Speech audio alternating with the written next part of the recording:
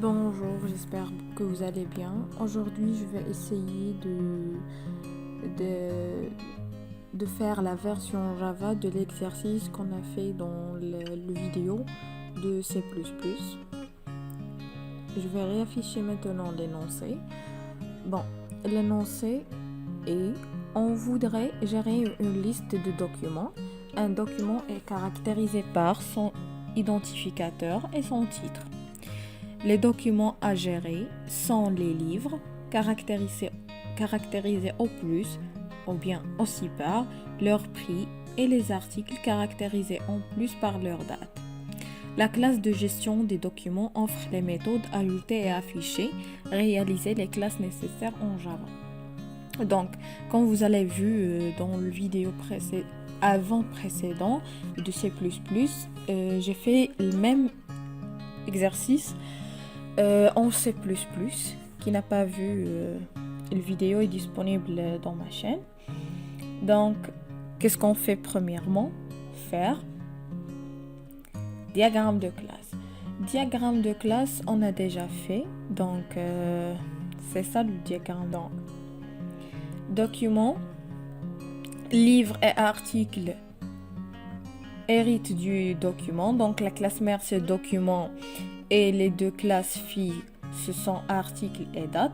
Donc, les classes filles ont les mêmes propriétés que la classe mère, plus leurs propres propriétés. C'est-à-dire, par exemple, livre a les propriétés qu'il y a, c'est le prix, l'ID et titre. Aussi pour l'article, il a date, ID et titre. Pour la gestion du document, il contient une liste des documents. Donc, document appartient à une liste et il a deux méthodes, afficher et ajouter. Donc, d'ici, on conclut qu'on a quatre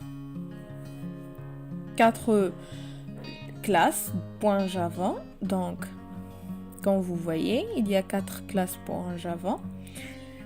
On va commencer par la classe mère, document. C'est très simple. En Java, tout est mis dedans, comme j'ai déjà dit. La structure de l'écriture d'une propriété, c'est comme ça. Private, on met le type après le nom du variable. Comme ça, qu'on identifie une propriété. Le constructeur par défaut, le constructeur avec paramètres. On met super, c'est ajouté dans Java, il n'existe pas dans C++. Super, on utilise super généralement quand on veut appeler les constructeurs de la classe mère. En Java, toutes les classes qu'on crée ou qui sont déjà en Java sont des classes filles de la classe mère object. Donc, toutes les classes héritent de la classe mère object. C'est pour ça, même si le document n'hérite d'aucune classe, en Java, il hérite automatiquement de la classe object. C'est pour ça qu'on a mis super. On met les getters et les setters pour chaque propriété. Set identificateur, set titre. Get identificateur, get titre. Le syntaxe de setter est comme ça. On met public, void. Set est le nom du propriété. Entre parenthèses, le type est le nom du propriété. On met toujours le point. Parce que, comme on a dit que le principe de pointeur, il y a tout en Java est dynamique, donc c'est tout des pointeurs. Mais le principe de pointeur ou non n'existe pas, c'est-à-dire l'étoile et le flèche ou bien le point. Donc, puisqu'on est tout dynamique, c'est pas la peine de faire une flèche ou bien quelque chose, juste on met toujours les points. Donc, c'est facile à faire. Donc, on met 10 points identifiés. Identifier, comme on a dit, c'est l'identifiant. L'identifié, c'est ça. Cette variable, c'est cette variable, c'est-à-dire la propriété. Identifier, veut dire la propriété, et cet identifié veut dire identifié qui se trouve dans le paramètre. De même pour ce titre, comme on a dit pour get titre ou bien get identifier, il retourne quelque chose. Il retourne bien sûr propriété. La différence, c'est que au lieu de faire void, on met le type du propriété et il n'y a aucun paramètre dedans, sans paramètre. Donc c'est ça la classe document. Donc on va voir les classes qui héritent du document pour savoir la différence. On ajoute extends. Extends, c'est le mot-clé, le mot-clé de l'héritage. Bien sûr, la classe mère. On fait seulement propriété qu'on veut ajouter pour la classe fille. Après, on met le constructeur. Ici, c'est le constructeur par défaut, le constructeur avec les paramètres de la classe fille. Si on veut ajouter les paramètres avec la classe mère aussi, c'est possible. On peut l'ajouter comme ça. Attends. Public.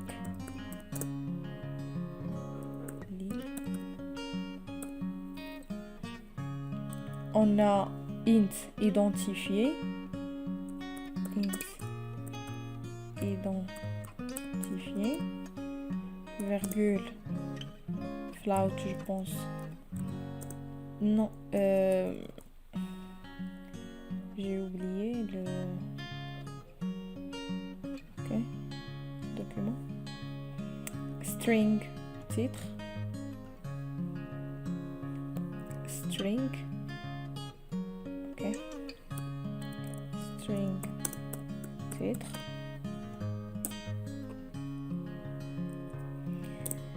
Et on appelle super avec les paramètres de la classe mère pour appeler le constructeur avec paramètres. D'accord? Donc on met identifier, virgule, titre, point virgule, et je ferme. Comme ça. Si je veux appeler dans la classe mère le constructeur de la classe fille. Si je veux ajouter la propriété de la classe mère aussi, de la classe fille, désolé aussi, je vais faire comme ça. Flat. Prix. Et je vais ajouter juste dedans. Prix égale à prix. N'oubliez pas que c'est obligatoire que super doit, juste après la collade ouvrante, ou bien il ne va pas fonctionner et il va retourner des erreurs.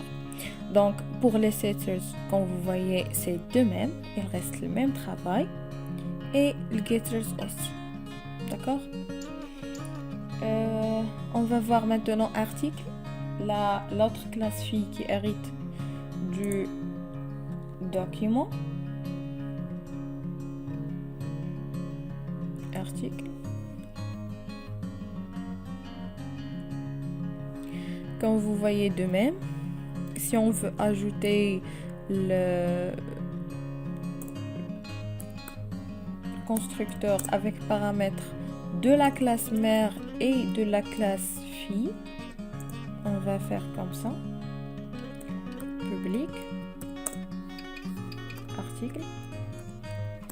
Je répète cette étape mieux comprendre, donc on a dit que int identifier.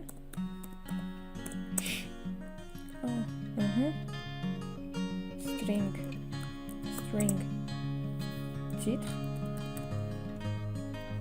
Et ici on a date.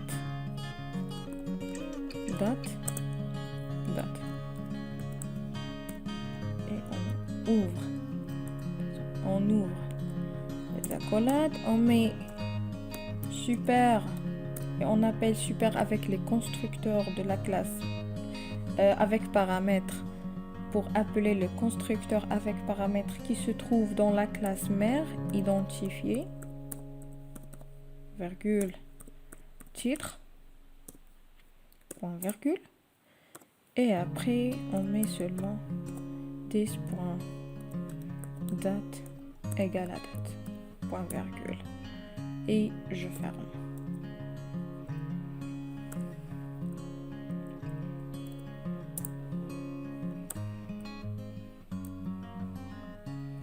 Comme ça. Et le getter et setter de même. Maintenant, on va voir la gestion des documents pour savoir comment on fait les méthodes en Java. Donc, pour les listes, comme j'ai dit dans la vidéo du Java, c'est de préférable d'utiliser Vector.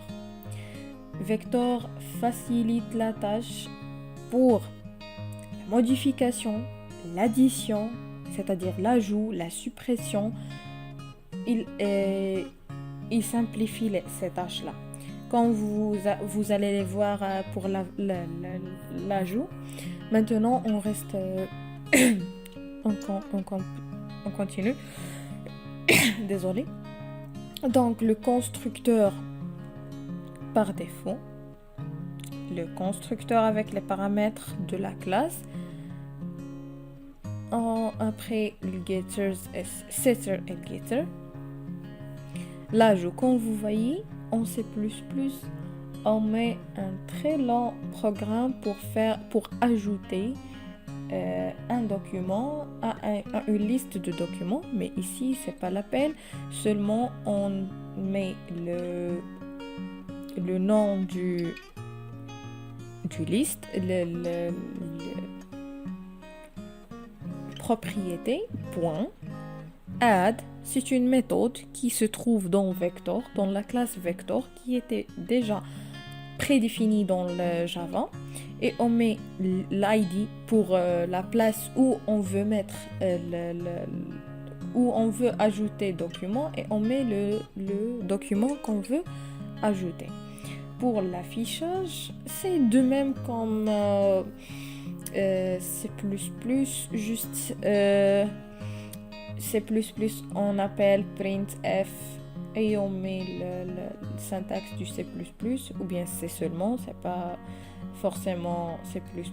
L'essentiel c'était la partie orientée objet de C++, mais pas le langage lui-même. Et ici c'est comme ça qu'on déclare Java.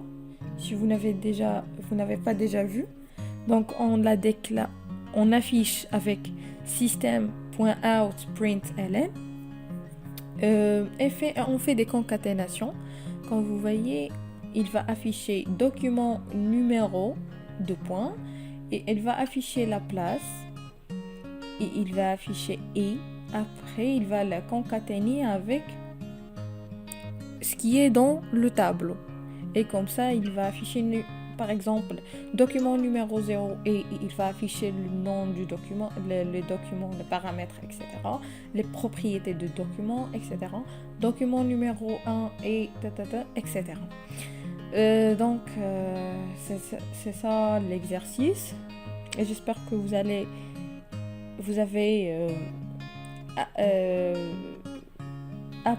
appris les notions de Java et comment on fait les choses essentielles, parce que c'est ça ce que je voulais dire, c'est que c'est ça l'essentiel.